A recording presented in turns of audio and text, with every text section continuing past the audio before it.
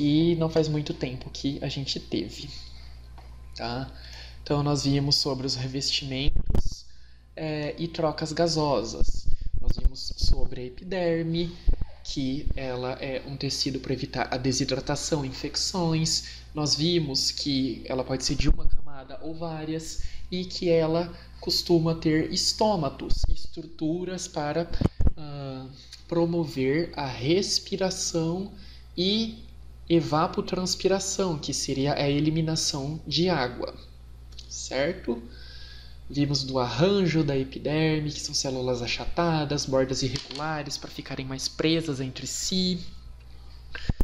Vimos que elas podem estar revestidas de cutícula, que é uma secreção de uma substância com um caráter mais lipídico, cheio de ligações éster, alguns alcoóis e pode até ter ácidos carboxílicos, mas como tem muito carbono e hidrogênio, ela adquire um caráter mais lipídico e ela repele a água. Assim, ela impede que muita água se acumule em cima das folhas, para a folha não ficar pesada, mas principalmente da água que está dentro não sair, porque a água não interage muito com ela, é repelida. E aqui a gente vê a água sendo repelida da folha, ela formando gotas. E é a cutícula e esses lipídios, né, da cutícula que permitem que as frutas e folhas brilhem, tá? Mas em geral uma fruta não brilha todo esse tanto aqui. Muitas vezes eles usam aditivos químicos para fazer isso, tá? Então, cuidado, nem tudo que reluz é cutícula.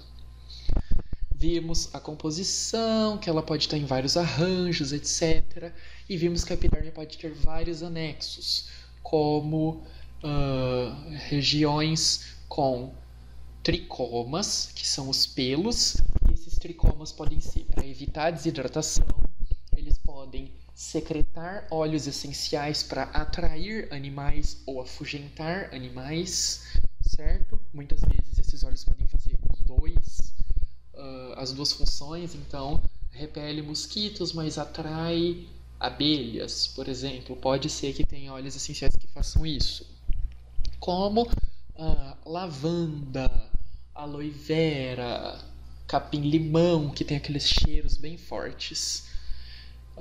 E pelos ou tricomas secretores de substâncias urticantes que coçam, tá? Tipo a urtiga, que eu nunca mexi, mas dizem que coça muito a urtiga. Eu só mexi em sabão de macaco e coça muito mesmo. Temos o acúlio, que são tipo espinhos, tem a mesma função de espinho, mas a origem é de células da epiderme e não tem tecido vascular dentro, que seriam o que a gente chama de espinho da rosa. Nós vimos tudo isso. Vimos também que outro tecido de revestimento é o suber, mas esse é mais grosso, né? Ele é mais cascudo, ele é feito por células mortas e é quando o caule ou raízes estão em crescimento secundário, ou seja, crescimento para o lado, então dando aquela engordadinha no tronco. O suber é formado pelo felogênio, que é um meristema secundário. Para dentro ele forma a feloderme, que é um tipo de parênquima, e para fora o felogênio, que é esse tecido meristemático, ou seja, de células tronco, né, multipotentes, que para fora viram o suber, que é essa cascona de células mortas e que ajudam a fazer o isolamento térmico, para a planta não esquentar ou esfriar com muita velocidade de acordo com o ambiente. Vimos que o suber pode formar algumas rachaduras chamadas lenticelas, que são regiões cheias de células complementares e que rompem essa casca de células mortas com suberina. E o que acontece? Essas células aqui podem ajudar elas podem absorver os gases da superfície, fazer as trocas de gás com a região do tronco, já que o tronco não tem estômatos. Então, essas estruturas que a gente vê aqui são estruturas respiratórias, por uma troca não controlada de ar. Lembrando que o estômago é controlado por quê? Porque ele abre e fecha. Aqui são as lenticelas em várias plantas, algumas são mais grossas por causa do suber. Temos em tubérculos, temos em caules, temos em frutos. No caso, a pera é um pseudofruto, lembra? Ela não vem do ovário, ela vem do receptáculo floral, assim como a maçã, então ela é um fruto falso. E também vimos os estômatos, nós vimos muita coisa na aula passada. Os estômatos eram células epidermais modificadas, que formavam uma estrutura com duas células guarda, ou células estomáticas, que eram aquelas que abriam e fechavam, ricas em cloroplastos e que no meio tinham uma região de reforço de celulose, então bastante celulose aqui no meio, no topinho, que é o que forma a portinha.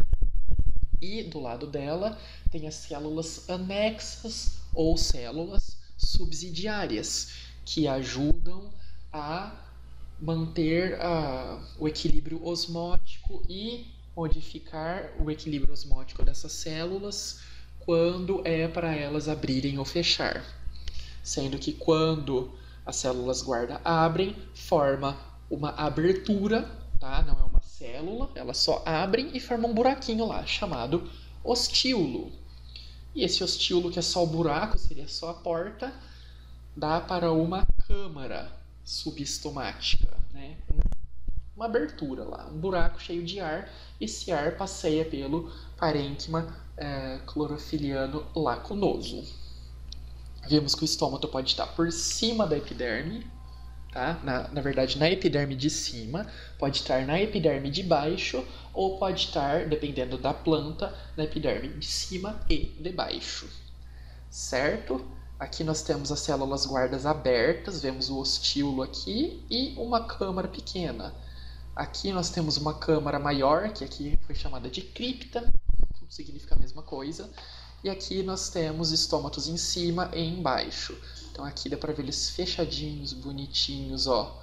Aqui eles estão levemente abertos, formando essas câmaras. Vimos também que eles têm vários mecanismos de abertura e fechamento, geralmente relacionados com a água, o mecanismo hidroativo. Então nós temos as células anexas, que percebem que está com bastante água lá dentro, ou elas percebem que está com pouco gás carbônico, percebem alteração de temperatura, etc. E as células anexas, que são as que estão lá do lado das células guarda, joga potássio por transporte ativo. O que significa transporte ativo? Tem um canalzinho entre essas duas células e ela vai gastando energia para mandar, tá? Porque não é normal uma célula acumular muito potássio e a outra não. Então a célula anexa vai gastando energia e jogando potássio na célula guarda. Joga potássio.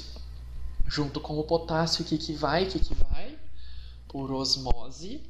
A célula fica muito concentrada, a água é atraída por osmose. Então enche de água. Na hora que enche de água, essas células guarda, elas dão uma entortada nas pontinhas, que é onde elas estão grudadas uma na outra. Na hora que abriu essas pontinhas, na hora que entortou essas pontinhas, elas puxam as fibras de celulose e abrem um buraquinho, que seria o estômato aberto. Dessa revisão, vocês estão conseguindo acompanhar bem? Tá tudo certo? Para a gente continuar o conteúdo. Se não entendeu, eu repito, porque é um conteúdo muito importante para a gente entender e é um conteúdo muito lindo. É muito lindo como que tudo isso acontece. Então, tá ótimo. Legal saber que vocês estão sempre prestando atenção na aula e são sempre vocês da aula. Então, tenho certeza que vocês vão arrasar no vestibular, tá? Principalmente em botânica. Bom, as plantas, elas não podem ficar guardando água para sempre. Uma hora essa água tem que sair e a gente vai ver depois que ela precisa sair para a planta poder tirar mais água do solo. Então, como que a planta vai expulsar esse excesso de água? Chorando? Não, a planta não vai chorar. A cebola faz a gente chorar, mas a gente não faz a cebola chorar de volta. Geralmente é por transpiração.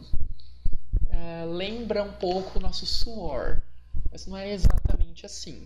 Muitas vezes a gente chama esse processo de evapotranspiração, porque a água vai formando vapor lá dentro da folha e a hora que abre o estômago, sai o vapor.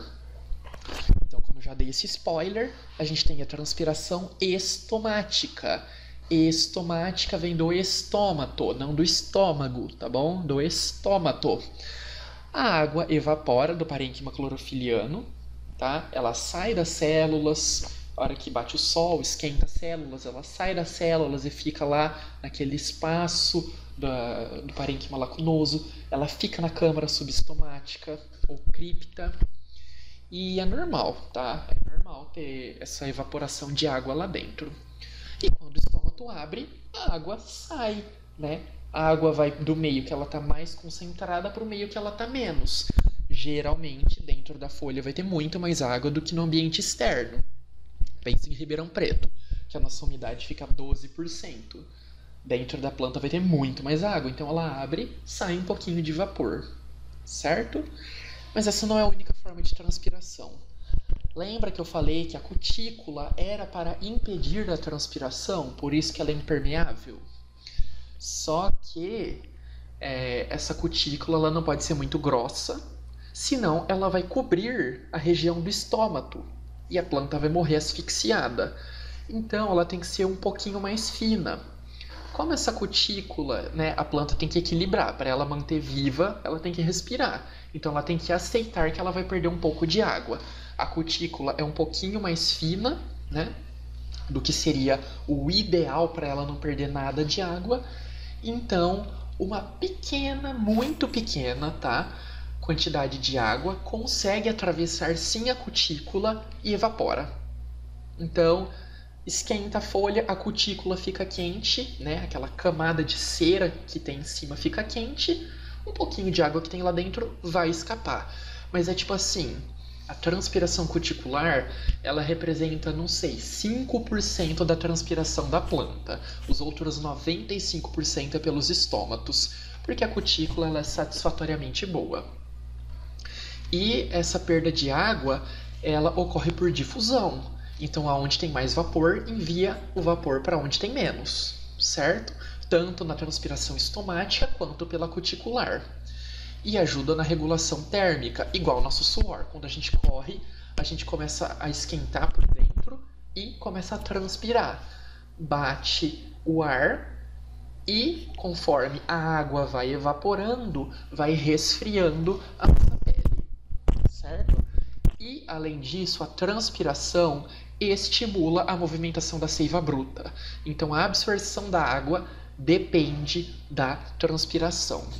Guardem essa informação, se der tempo a gente vê hoje o porquê. Certo? Então, dois mecanismos. Esse controlado, só transpira a hora que o estômago abre, e a planta diz quando o estômago vai abrir. E a transpiração cuticular, que a planta não tem controle. Mesmo que ela fique com o estômago fechado para sempre, ela vai desidratando, tá?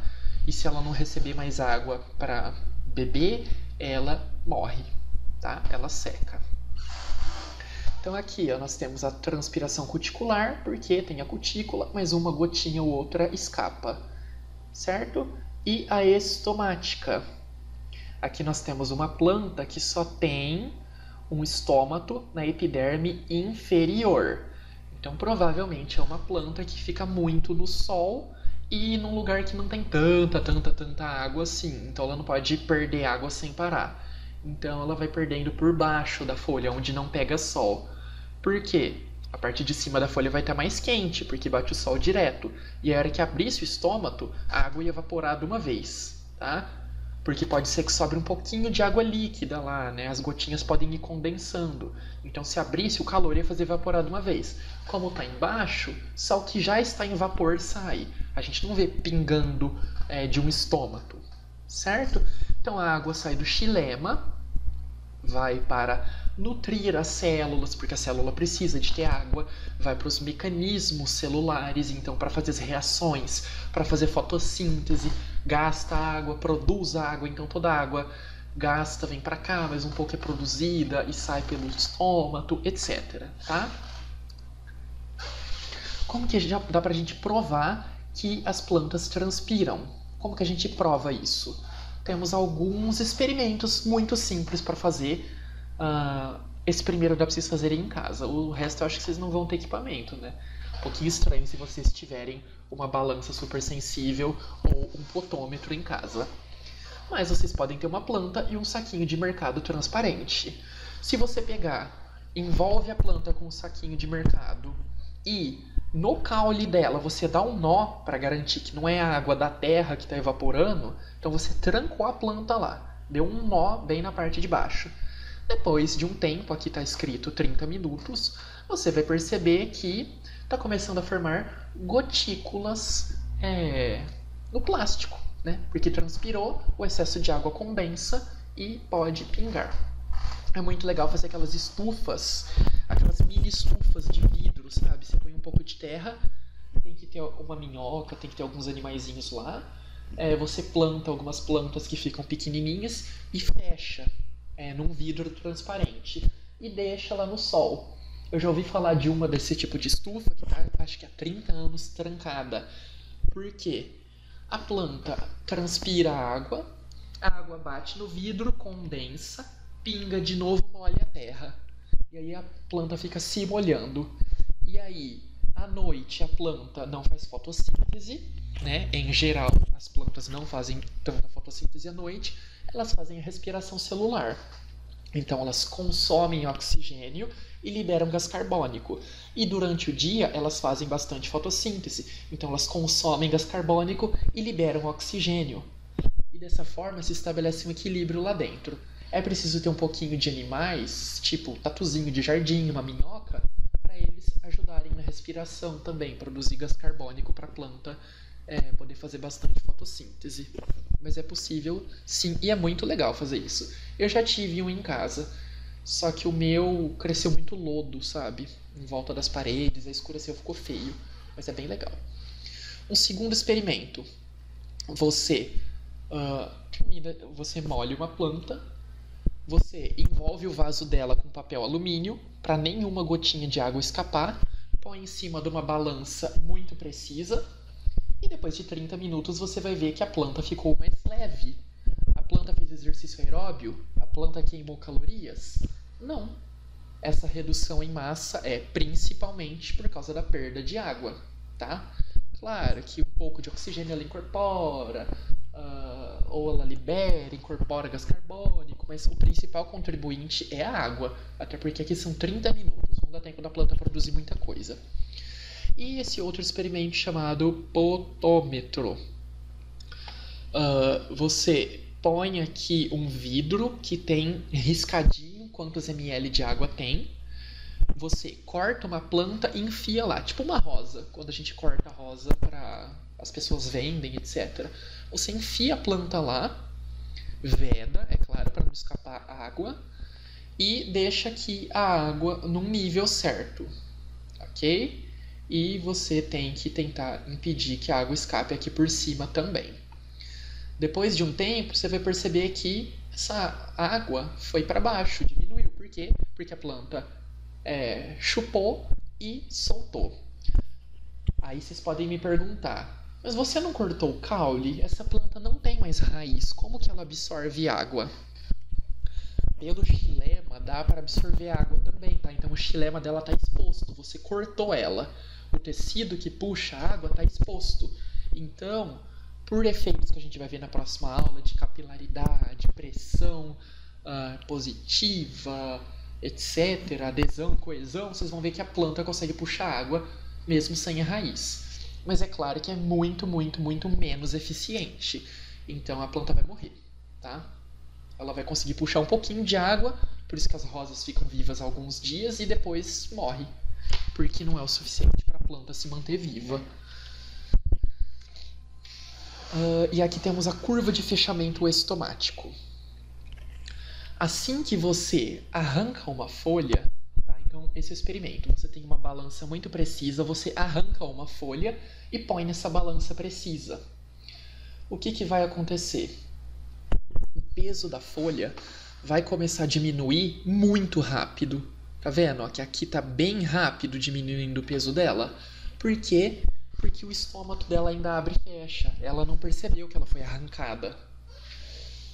E depois de um tempo, o que acontece? Diminui muito a concentração de água dentro da folha. E lembra que o mecanismo de abertura dos estômatos era quando a folha estava rica em água? Então, agora ela não está mais rica em água. Então, os estômatos fecham para preservar a água. Só que aqui, ó, os estômatos já fecharam, porque não tem tanta água. E depois você percebe que diminui a quantidade de água, mas diminui muito, muito pouco. O que é essa diminuição? Como que a água ainda diminui, só que diminui menos? Pela transpiração cuticular. Então, aqui você mede a taxa de transpiração cuticular. Você vê que aqui, ó, é bem mais devagar do que aqui. Então a gente vê que está muito inclinado aqui. Quer dizer que o peso da folha é perdido muito rápido em pouco tempo. Aqui, o peso da folha é perdido bem pouco, num tempo muito maior. Ok? E esse é um outro experimento para ver as curvas de fechamento, porque tem plantas que fecham o estômago mais rápido, então a curva cai de uma vez, e temos outras plantas que têm mecanismos diferentes de abertura e fechamento do estômago, então elas fecham um pouco mais devagar, e aí muda o formato da curva. Só isso, tá? Então nós temos plantas que fecham o estômago mais rápido, outras não. Ok? E para encerrar o conteúdo da última aula, nós vamos falar sobre os cactos. Por que especificamente sobre os cactos? Porque eles têm mecanismos espetaculares envolvidos com o transporte de água, com a retenção de água, etc. Primeiro, que eles têm parênquima aquífero para armazenar água. Então, eles têm muita água armazenada dentro deles, certo? As folhas deles, para eles evitarem transpirar sem parar, o que eles fazem? Enrola a folha. Uma folha aberta tem muita superfície, pega sol tudo aqui da folha. Agora, e se você enrolar a folha, mas enrolar tanto até que ela vire um espinho? Quase não vai ter lugar para ela transpirar, entendeu? Diminui muito a transpiração. E é claro que ainda tem o caule dela, né? Ainda vai ter o caule que pode transpirar um pouco, porque ele pode ter... É um caule verde, né? A gente vê que ele pode ter estômatos na epiderme. E como que o cacto faz para proteger essa epiderme agora de transpirar? Né? Porque tem estômato. Os estômatos ficam dentro de pequenos buracos. Então, você tem criptas. Lembra que antes tinha o estômago e embaixo tinha uma cripta? Agora você vai ter uma cripta, depois você tem o estômago e depois você tem outra cripta. Você vai ter pequenos buraquinhos na parede do cacto, das folhas, do caule, que geralmente não dá pra gente ver olho nu, mas são pequenos buraquinhos e tá lá dentro o estômago. E entre o estômago e a saída tem tricomas, muitos pelos para reter água, igual das violetas. Então, na hora que o estômago abre e o vapor sai, o vapor gruda nesses pelinhos e fica úmido lá por mais tempo. Assim, toda vez que o estômago abre, ainda tem uma certa umidade do lado de fora e o vapor não vai sair de uma vez. Porque lembra, no deserto a umidade está baixíssima. Então, se o estômago abrir, faz chupa água de uma vez. Então, ele deixa bem molhadinho em volta para a água não sair de uma vez. É muito espetacular isso. Além desse fato, olha quantas camadas de epiderme tem. Lembra que eu falei que geralmente tem uma camada de epiderme revestindo? Aqui não.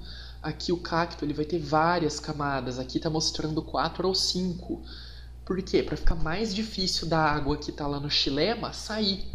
Então, muita epiderme para impedir a saída de água. Cutícula grossa também ajuda. E um mecanismo que eu vou falar rapidinho, mas é espetacular, é a forma de fotossíntese deles. Várias espécies de cacto fazem esse metabolismo ácido das crassuláceas, que não é um nome relevante para vocês, só se vocês entenderem o que é já tá bom.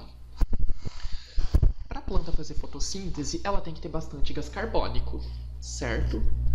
Para receber gás carbônico, a planta tem que abrir o estômago para o gás carbônico entrar. Mas se o cacto abre o estômago, a água sai e ele vai desidratar para o gás carbônico entrar. Então, o que ele faz? Olha aqui, adaptado. Os estômatos de várias espécies de cactos só abrem de noite, certo? Lembra que eu falei que eles eram sensíveis à luz e tal? Os estômatos dos cactos são diferentes. Eles só abrem de noite, quando está mais frio, né? De noite em deserto a temperatura cai de uma vez. E é frio, então a água não vai evaporar tanto, tá? Vai perder por causa da umidade do ar de fora, mas não vai perder tanto quanto se fosse de dia. E aí, esses estômatos abrem e começa a entrar gás carbônico, gás carbônico, gás carbônico. Só que como que a planta vai usar esse gás carbônico para fotossíntese se está de noite? Uma estratégia muito interessante. Ela junta o gás carbônico com uma molécula chamada malato, tá? Que faz parte do ciclo de Krebs, e esse malato vira ácido málico, e esse ácido málico é guardado dentro de vacúolos. Então o cacto passa a noite inteira transformando malato e gás carbônico em ácido málico, a noite inteirinha fazendo isso. De dia, a hora que bate o sol, os estômatos fecham, e aí pode começar a fotossíntese. Com que gás carbônico? O gás carbônico que foi guardado no ácido málico.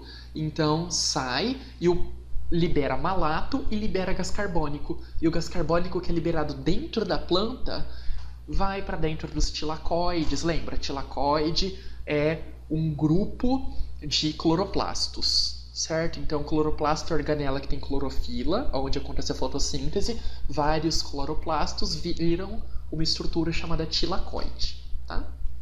Como se fosse aquela salsichinha grudada uma na outra, isso é um tilacoide, todas as salsichinhas. Salsichinha individual seria um cloroplasto, certo? Então a planta não perde tanta água de dia porque ela absorve gás carbônico à noite. Eu acho isso maravilhoso. Plantas aquáticas transpiram muito? Para elas absorverem água, elas têm que transpirar. Tá? Então, para garantir a absorção de água, ela tem que transpirar.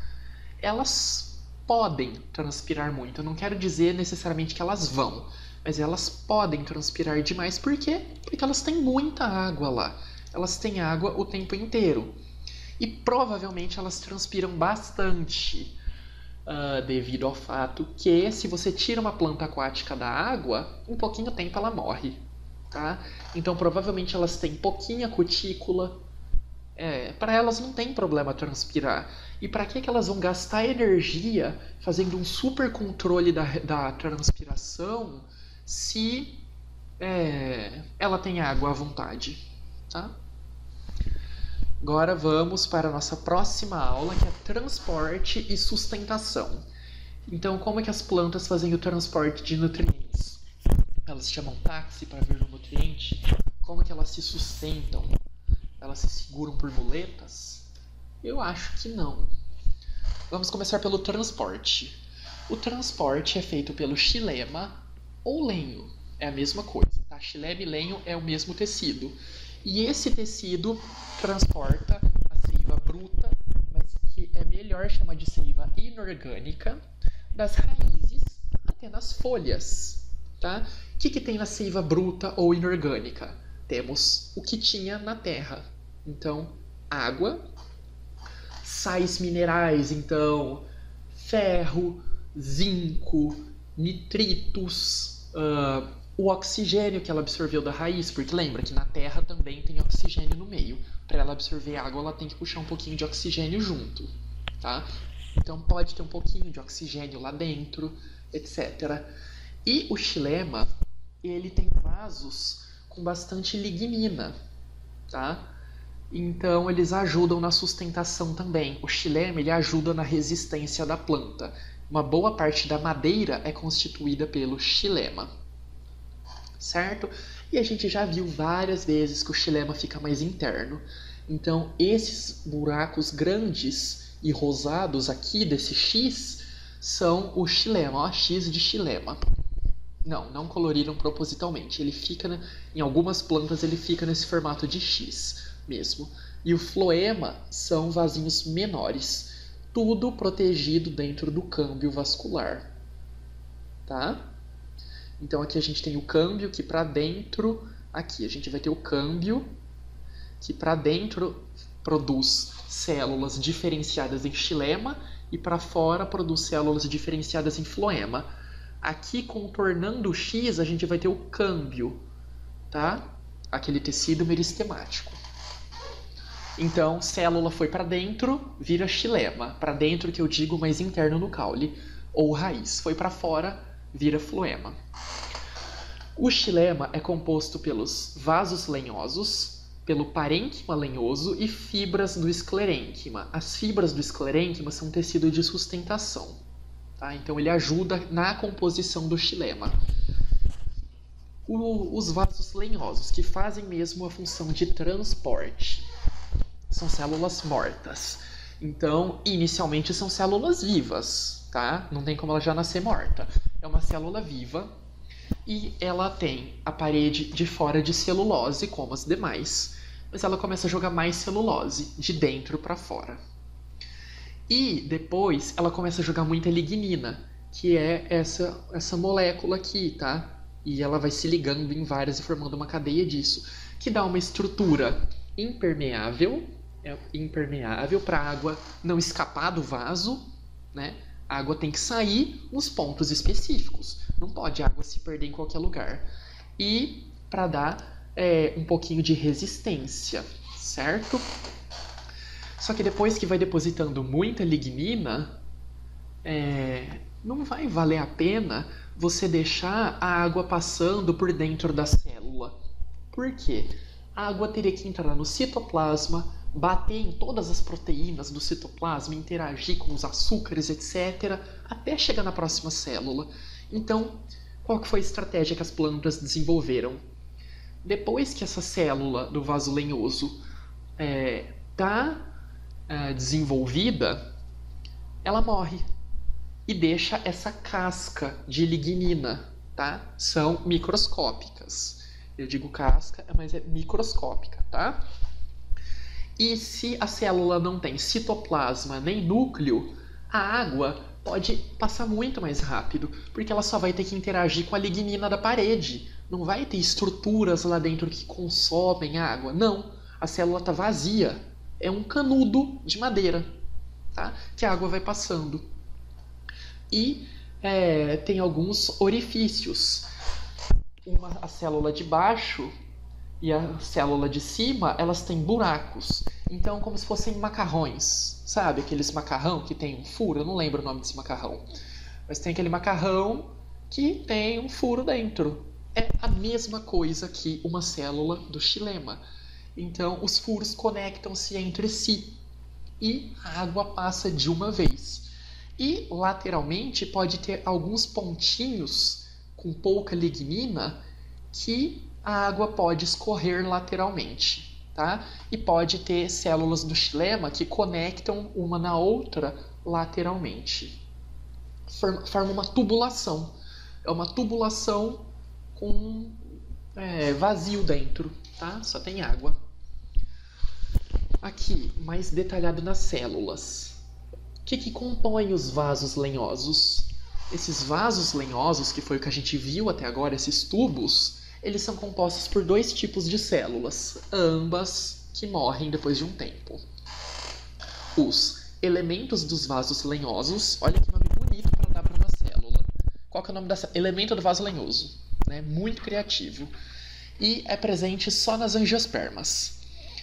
Eles são mais largos, tá? São mais largos e a abertura é maior.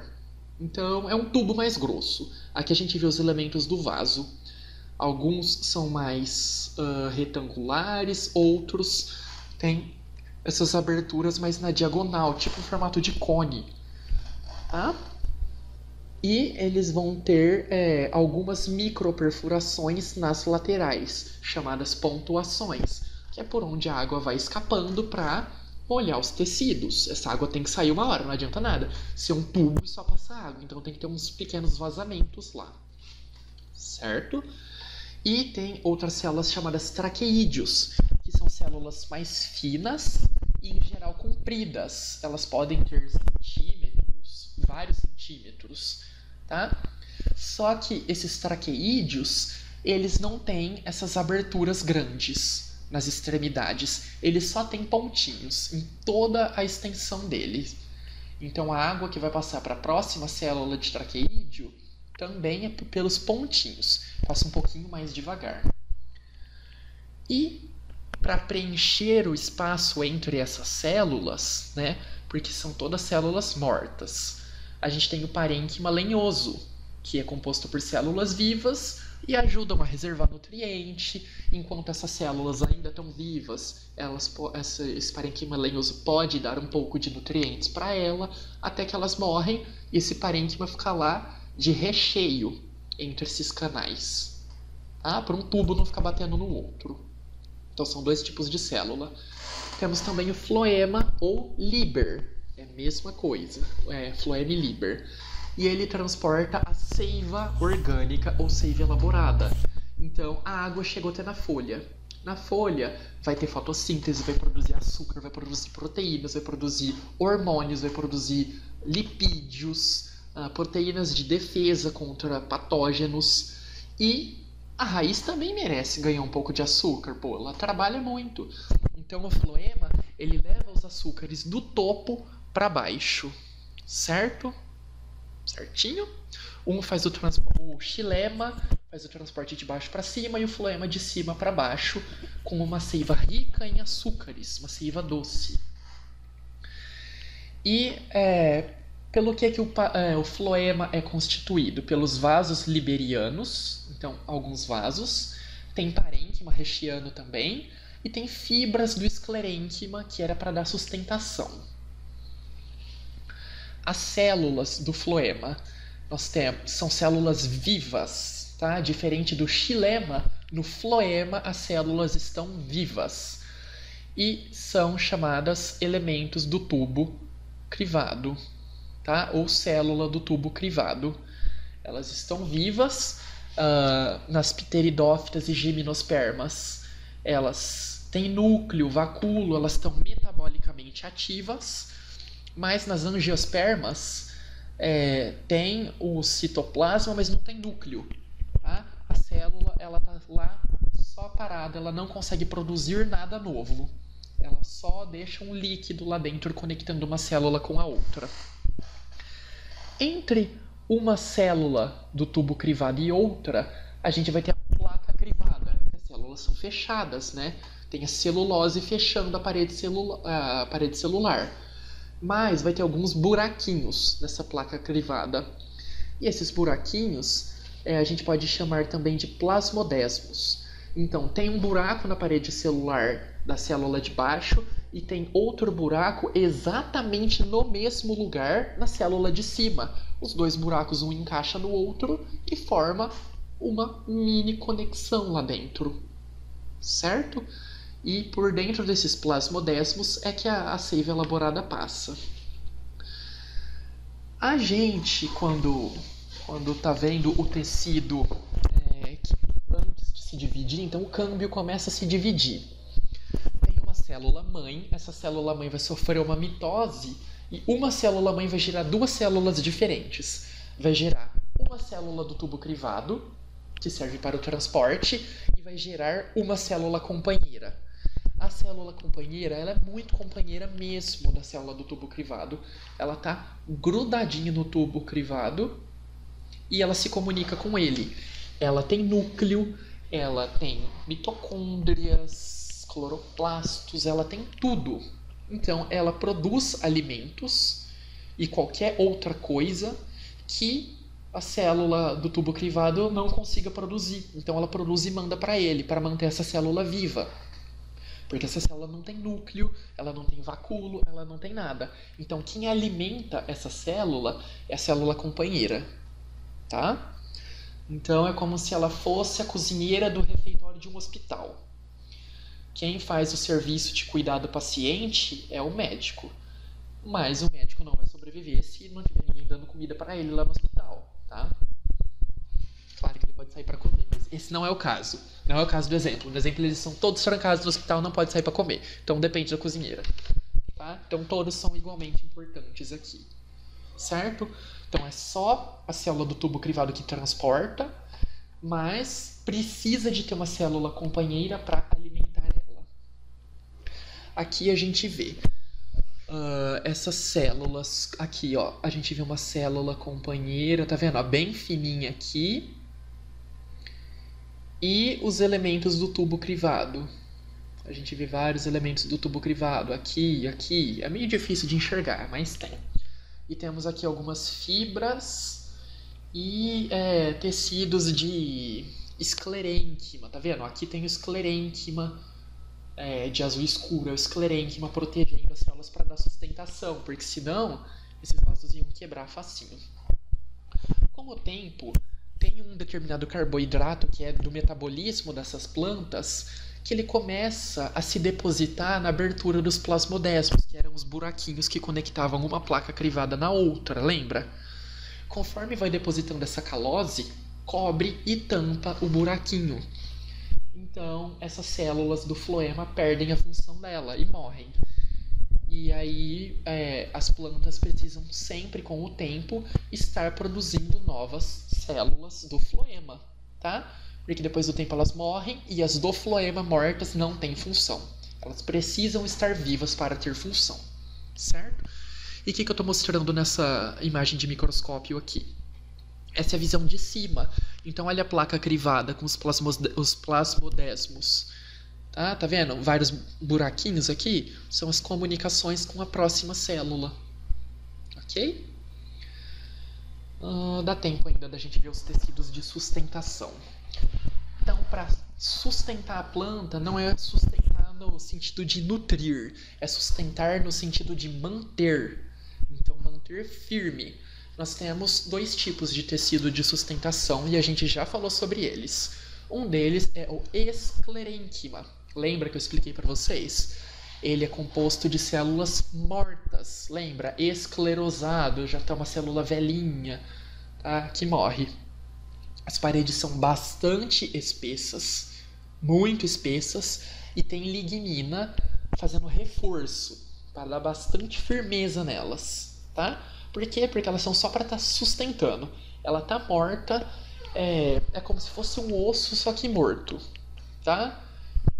É como se fosse quando a pessoa quebra o fêmur e tem que pôr uma barra de titânio no lugar. A barra de titânio está morta, mas ela está lá para fazer a função de sustentação do resto da perna, para o paciente voltar a andar. Então, são células mortas e muito rígidas. Tem dois tipos de células que compõem o esclerênquima, ambas mortas. Podem ser as fibras, que são alongadas, podem ter vários e vários centímetros, tá? E temos os esclereídeos. Os esclereídeos, eles são menores, com formato irregular, então não dá para te falar, é um quadradinho, é uma bolinha, elas têm formato irregular. E elas podem estar dispersas, espalhadas por alguma região da planta, como no parênquima, tipo a polpa da pera, que quando a gente morde é crocante. Ela é crocante por quê? Porque ela tem bastante esclereídeo espalhado. Agora, eles podem agrupar também, ficar todo mundo juntinho de mão dada lá, ninguém solta a mão de ninguém, e forma a casca super dura do caroço do pêssego. Tá? Então, só para vocês verem, morde um caroço de pêssego para vocês verem como que esses esclereídeos são fortes. Aqui a gente tem uma foto, tá? Uma foto real de um esclereídeo.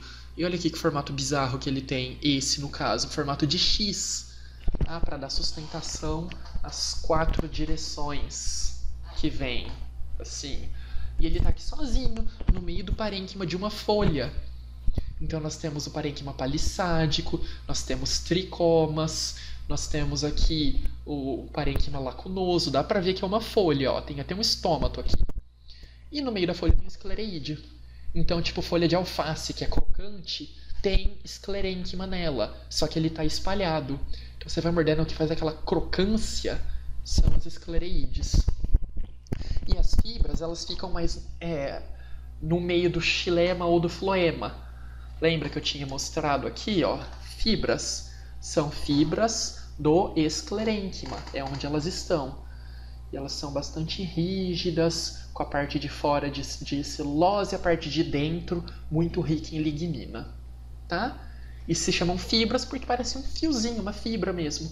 E geralmente elas estão agregadas, tem várias fibras uma do lado da outra, formando tipo aqueles fios de transmissão de fibra ótica, por exemplo.